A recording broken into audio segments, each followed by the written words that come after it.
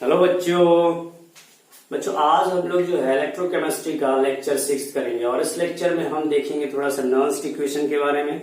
बच्चों पिछले लेक्चर में हमने नर्स्ट इक्वेशन का फॉर्मूला देख लिया था, उससे रिलेटेड किस प्रकार के क्वेश्चंस बनते हैं उनको देख लिया था। लेकिन आज के लेक्चर में हम नर्स्ट इक्वेशन को कैसे डिराइव किया गया है या कैसे वो फॉर्मूला आया हुआ है हमारे इस इलेक्ट्रोकेमिस्ट्री में, उसको हम देखेंगे। तो चलिए बच्चों, आप सब हेडिंग लगा लीजिए, derivation of Nernst equation from thermochemistry. और उसके पहले my name is Pankaj Pandey, you are watching your favourite channel chemistry वाला। सो हेडिंग लगाइए आप सब लोग, डेरिवेशन ऑफ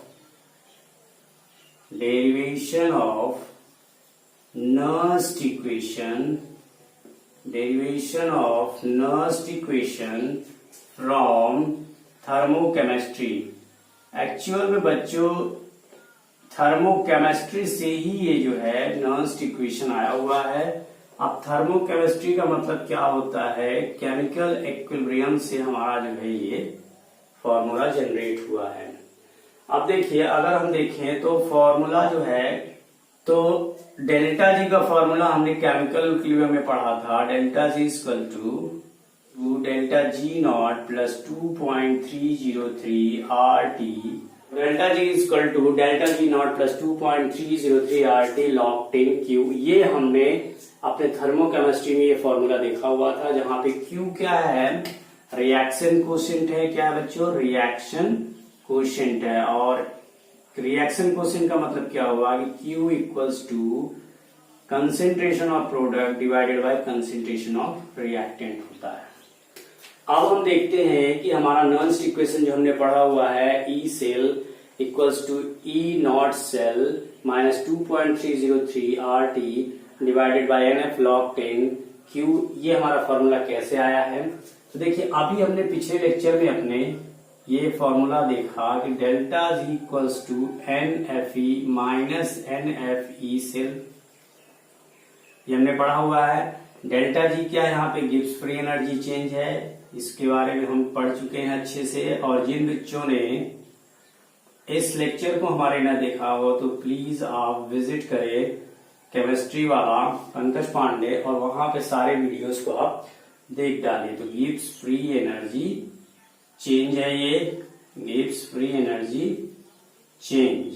और जबकि डेल्टा जी नॉट हमने पढ़ा हुआ है equals to minus NFE not cell. क्या पढ़ा हुआ है, माइनस NFE नॉट सेल, कुछ यही हमने पढ़ा हुआ है।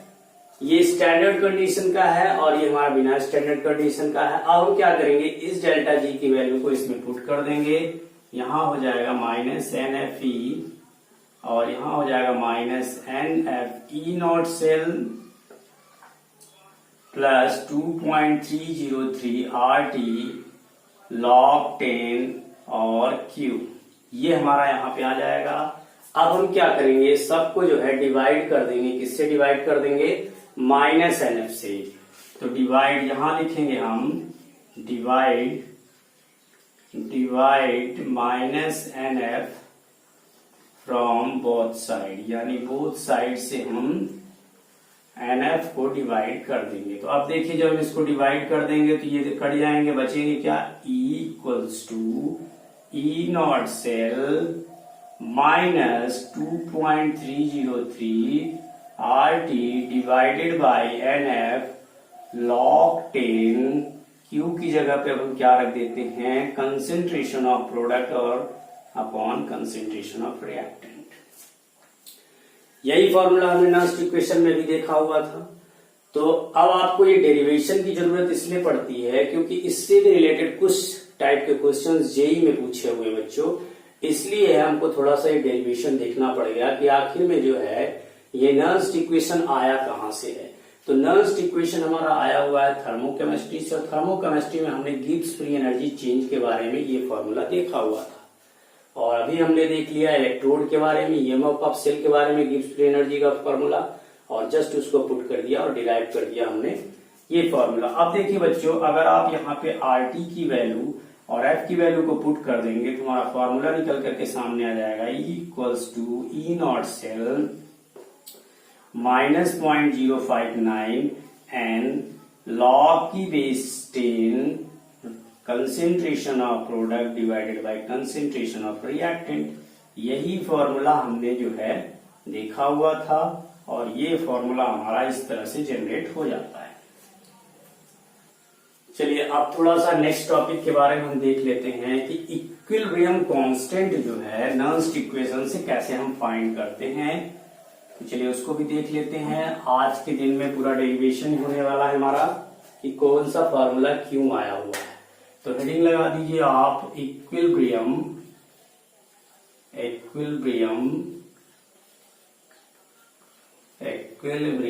कांस्टेंट फ्रॉम नर्स्ट इक्वेशन हमको फाइंड करना है। इक्विलिब्रियम कांस्टेंट होगी नर्स्ट इक्वेशन से। तो चलिए नर्स्ट इक्वेशन हम क्या जानते हैं, E cell equals to E naught cell minus 2.303 RT divided by NF log की base 10 concentration of product divided by concentration of reactant, यही हम जानते हैं। तो अब हमको इस इक्वेशन से हमको इक्विलिब्रियम कांस्टेंट जानना है, लेकिन उसके पहले हम जान लेते हैं कि देखिए Q को हम रिएक्शन कोएफिशिएंट कहते हैं और इक्विलिब्रियम कांस्टेंट Kc होता है और इसी को हम कंसेंट्रेशन ऑफ प्रोडक्ट या रिएक्टेंट कहते हैं। इक्विलिब्रियम कांस्टेंट और रिएक्शन कोएफिशिएंट में अंतर ये है कि जब हमारा कोई भी रिएक्शन इक्विलिब्रियम कंडीशन पे रहता है तब हम Kc को लिख देते हैं और इसकी भी वैल्यू वही होती है जो हमारी रिएक्शन कोएफिशिएंट की वैल्यू होती है, लेकिन अंतर केवल इतना है कि जब कोई रिएक्शन इक्विलिब्रियम होती है तब हम Kc का यूज करते हैं और जब हमारी रिएक्शन फॉरवर्ड या बैकवर्ड डायरेक्शन में यानी इक्विलिब्रियम कंडीशन पे नहीं है तो हम Q लिख देते हैं। यानी अब हम क्या करेंगे, इसकी जगह पे अब हम log 10 Kc लिखेंगे। क्या लिखेंगे, log 10 Kc लिखेंगे। यानी E cell equals to E not cell minus 2.303 RT divided by NF log की बेस 10।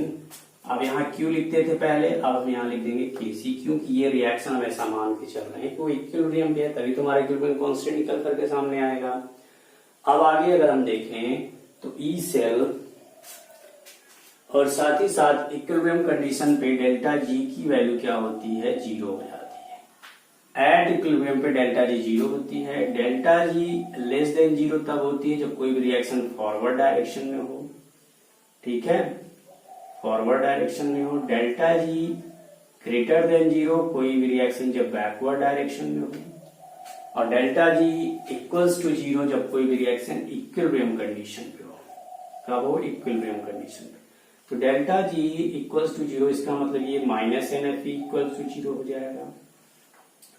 अब माइनस एन में एन की वैल्यू तो भाई 0 हो नहीं सकती, एफ तो फैराडे कांस्टेंट है जिसकी वैल्यू 96,500 यानी E of cell equals to 0। यानी डेल्टा जी इक्वल्स टू 0 का मतलब क्या हुआ कि E of cell equals to 0। तो E of cell equals to 0 तो यहाँ पे लिख देंगे 0। अब लिखेंगे हम E naught cell minus 2.303 RT divided by NF log की बेस 10 और यहाँ लिख देंगे हम Kc। अब इस ई नॉट सेल को यहाँ ले आएंगे तो माइनस लग जाएगा, यहाँ पे E naught cell equals to minus 2.003 RT divided by NF log की बेस 10 और Kc। ये माइनस कैंसिल हो जाएगा। अब हम क्या करेंगे, इसको इधर ले आएंगे तो ई नॉट सेल हो जाएगा ये इंटू NF हो जाएगा और डिवाइडेड बाय 2.303 RT हो जाएगा इक्वल्स टू हमारा log 10 Kc। और यही हमारा इक्विलिब्रियम कांस्टेंट है। भाई Kc क्या है, इक्विलिब्रियम कांस्टेंट है, तो log 10 Kc इक्विलिब्रियम कांस्टेंट है और इसकी वैल्यू हमने यहाँ पे फाइंड कर ली। तो इस तरह से हमने इक्विलिब्रियम कांस्टेंट को फाइंड कर लिया है नर्स्ट इक्वेशन से। अब अगर आप और देखना चाहें तो यहाँ पे RT और F की वैल्यू जब लिख देंगे तो फिर यहाँ पे हमारा log 10 Kc, जब RT और F की वैल्यू लिख देंगे तो log 10 Kc हमारा क्या आ जाएगा, इक्वल्स टू भाई R क्या है, gas constant, T temperature 25, F क्या है 96,500 कूलम, इसको लिख देंगे तो E naught cell into N divided by -0.059, ये जो है हमारा फॉर्मूला निकल करके सामने आ जाएगा।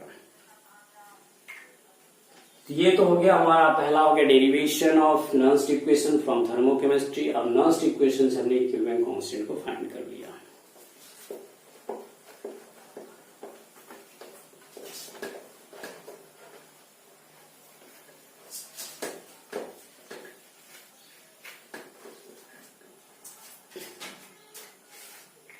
चलिए इससे रिलेटेड क्वेश्चंस को हम सॉल्व कर लेते हैं थोड़ा सा। क्वेश्चन हमारा Zn जो कि सॉलिड में है और यहाँ है ZnSO4। ZnSO4 का मतलब एक्वस मीडियम में है। ये है हमारा CuSO4 एक्वस में और ये हमारा Cu सॉलिड में। अब देखिए यहाँ पे हमने क्या लिखा, जिंक सल्फेट लिख दिया। उसके पहले जितने भी क्वेश्चन मैंने कराया था Zn2+ लिखा था, यहाँ पे Cu2+। तो किसी भी प्रकार से सेल को आपको रिप्रेजेंट किया जा सकता है, वो आपको समझना बस है। और आपको दे रखा है concentration of Zn2+ is 10 times more than Cu2+, more than Cu2+। Concentration भी दे रखा है आपको, ई नॉट सेल भी दे रखा होगा आपको, ई नॉट सेल भी आपको दे रखा है इक्वल टू 1.1 वोल्ट। तो आपको डेल्टा जी की वैल्यू फाइंड करनी है। ये जेई में आया हुआ क्वेश्चन है और इसको आपको सॉल्व करना है। वीडियो को पॉज करके सॉल्व कर सकते हैं, मैं इसका आंसर बता देता हूँ। देखिए डेल्टा जी इक्वल टू हम जानते हैं -NFE ऑफ सेल। अब ई ऑफ सेल फाइंड करने के लिए हमको क्या चाहिए भाई, एन तो पता चल रहा है कि नंबर ऑफ इलेक्ट्रॉन ट्रांसफर 2 हो रहे हैं, एफ भी हमको मालूम है 96,500। ई ऑफ सेल हमको यहाँ पे फाइंड करना पड़ेगा पहले। तो ई ऑफ सेल क्या होता है, equals to E naught cell, E naught cell -2.303 RT divided by NF, log की base 10, concentration product, concentration reactant, यही जानते हैं हम लोग। डायरेक्ट वैल्यू पुट कर दीजिए 1.1 -2.303 RT -2.303 RT। Number of electron transfer 2 है क्योंकि Zn से 2 जा रहा है, Cu 2 ले रहा है, तो इसलिए क्या हो जाएगा 2 हो जाएगा। लॉग की बेस 10, प्रोडक्ट और रिएक्टेंट्स में अगर देखा जाए Zn से 2 इलेक्ट्रॉन गया 2+, इस तरह से 2 इलेक्ट्रॉन गया और Cu 2 इलेक्ट्रॉन को एक्सेप्ट करेगा और ये चेंज हो गया। अगर आप इसको पूरा सेल इक्वेशन बनाओगे, ये कट जाएगा, Zn प्लस Cu2+, Zn2+ और Cu। यहाँ पे आपका प्रोडक्ट जो है Zn2+ वाला होगा, यानी जिंक 10 टाइम्स है और कॉपर क्या हो जाएगा, यहाँ 10 लिखो और 1। इस पूरे की वैल्यू कितनी आ जाएगी, 1 आ जाएगी।